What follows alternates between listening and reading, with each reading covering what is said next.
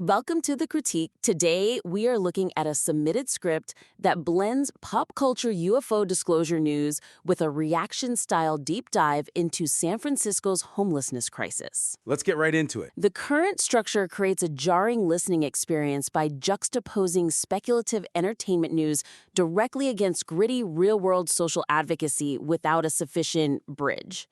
Yeah, the weakness here is that the material oscillates way too wildly. Right. You've got this lighthearted, meme-centric banter about aliens, the Clownfish TV segment, and then it slams right into aggressive, high-stakes political outrage about human suffering in the Nuxenor segment. It's severe tonal whiplash. Exactly. It's incredibly difficult to take the serious investigation into San Francisco's decline seriously when it's packaged right next to casual speculation about space demons or pocket dimension. Yeah, transitioning from joking about Men in Black encounters to actual real footage of addicts overdosing in the Tenderloin, it really undermines the gravity of that street footage. For sure. When you're chuckling about whether aliens are on the Epstein list, you're not primed to emotionally process an interview with a struggling business owner. Right, like the owner of Lynn's Kitchen who lost all her customers. Exactly. So the suggestion is to either separate these content pillars into distinct products entirely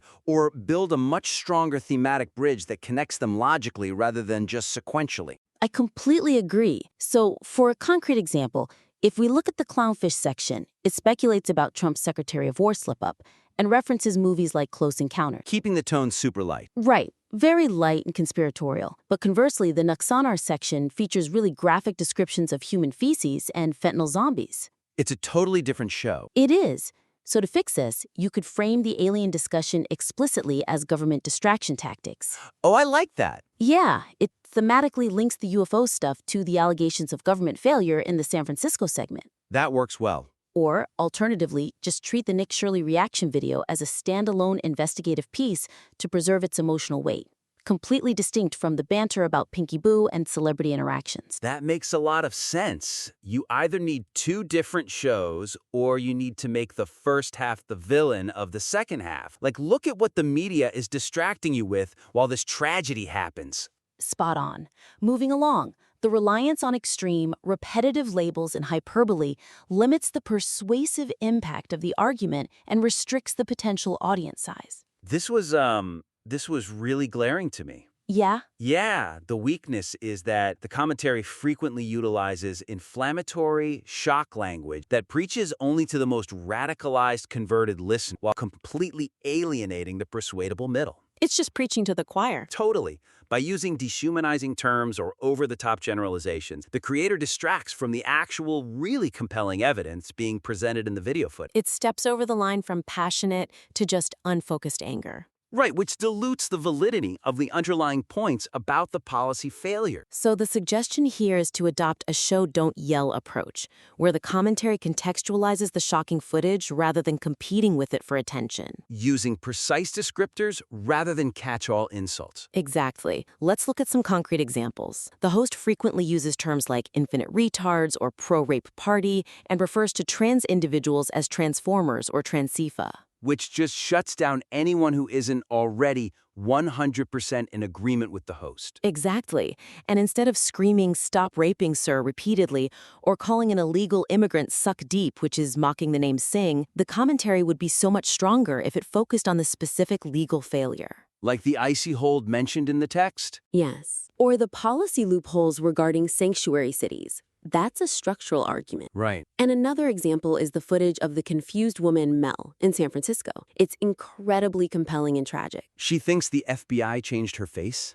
Right. So mocking her appearance or confusion diminishes the tragedy. A stronger approach would be to just let her dialogue stand on its own as evidence of the massive mental health crisis, without the host adding this men-are-expired mockery. That's a fantastic point. If you want the audience to feel the weight of the asylum closures, you have to present the victims of that policy with some level of gravity. Exactly. Treat the footage with respect, even if you're angry at the system. Okay, so that leads us into the whole reaction format itself. In the reaction segments, the host often overrides the primary source material with immediate emotional outbursts, rather than providing additive context or analysis. Yeah, the weakness is that the host frequently pauses the Nick Shirley video just to repeat a catchphrase or express disbelief. Saying things like unbelievable or crazy. Right, which just disrupts the flow of the primary reporting. The listener actually wants to hear the interview with the addict who died on Golden Gate night or the specific logistics of the poop app. But the host's interruptions often clutter the narrative without adding any new information. Exactly. It's just venting. So the suggestion is to shift the commentary style from emotional reaction to analytical expansion. Analytical expansion. Yeah. Pause the video only to add data, historical context, or a counterpoint that the video itself missed. Don't just pause to yell at the screen. I think that's super actionable. For concrete examples, when the video mentions the $80 million spent on cleaning poop, the host simply reacts with shock. Right, just outrage. But a value add would be to quickly pull up a chart showing where that budget goes, or comparing it to the sanitation budgets of other major cities. Give the audience a reason to listen to you, not just watch the raw video. Exactly. Or when the Harm Reduction Center is shown handing out foil, instead of just saying, socialism is a shithole, explain the specific policy. Like Prop 47, which is actually mentioned later in the text. Yes, bring that up right when the foil is on screen. Explain what enables this, and explain why the business owners cannot sue effectively. Connect the dots for the listener. And finally, allow the interview with the man who got clean in jail to play out longer, to let the human element sink in before pivoting back to the political point about forced rehabilitation. Sometimes silence is the best commentary. Just let the powerful clip breathe. Exactly. Let the man finish his thought about needing to go to jail to get his mind right. Let it hang in the air for a second, and then provide your analysis. That brings us to our last major point, which ties a lot of this together regarding authority. The mixing of verified news, satirical memes, and conspiracy theories without clear demarcation damages the authority of the factual reporting. Yeah, the weakness here is that the scripts treat memes like the Obama alien clip or the Jim Crow 2.0 rhetoric with the exact same weight as actual serious news reports. Like the Indiana truck driver incident or the Idaho ICE facility attack. Right. This lack of hierarchy makes it really difficult for the listener to know what is a joke and what is a reportable fact. It muddies the waters completely, so the suggestion is to establish a strict fact versus meme delineation. When discussing serious crimes, like the fingernail removal incident mentioned in the script, you have to drop the persona and deliver the facts straight. But when discussing memes like the Trump and Obama alien banter, make it explicitly clear this is entertainment. Code switching. Precisely. As a concrete example,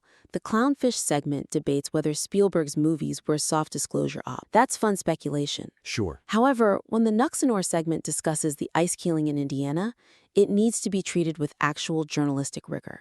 You can't use the same voice for E.T. that you use for a murder. Exactly. Another example, the host claims 95% of people want voter ID, and then immediately pivots to a joke about Gavin Newsom importing infinite retards. The actual statistic just completely gets lost in the insult. It does. And finally, the segment claims Trump admitted aliens are real based on a really vague comment about a Secretary of War. That is a massive stretch. It is. The critique should advise caution in making absolute claims based on ambiguous clips, because it sets the host up for extremely easy refutation. If you frame a slip of the tongue as a massive government admission, the audience stops trusting you when you present actual crimes later. Exactly. Frame the Trump clip as a fun thought experiment, not breaking news. Right. So to recap the main feedback for the creator today. First, separate the speculative alien content from the serious social commentary to avoid that tonal whiplash. Build a bridge or make them two shows. Second, reduce the reliance on ad hominem insults like retards or transformers to let the really powerful field footage speak for itself. Show, don't yell. Third,